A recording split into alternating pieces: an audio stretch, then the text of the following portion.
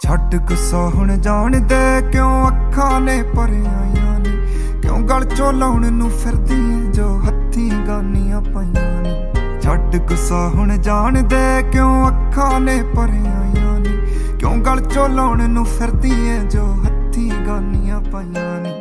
ਕਿਉਂ ਬੁਲਾਨੇ ਚੁੱਪਿਆ ਤਾਰੀ ਕੋਈ ਗੱਲ ਤੇ ਦੱਸ ਮੈਨੂੰ, ਤੈਨੂੰ ਖੁਸ਼ ਹੋਈ ਨੂੰ ਵੇਖਣ ਦਾ ਕੋਈ ਹੱਲ ਤੇ ਦੱਸ ਮੈਨੂੰ।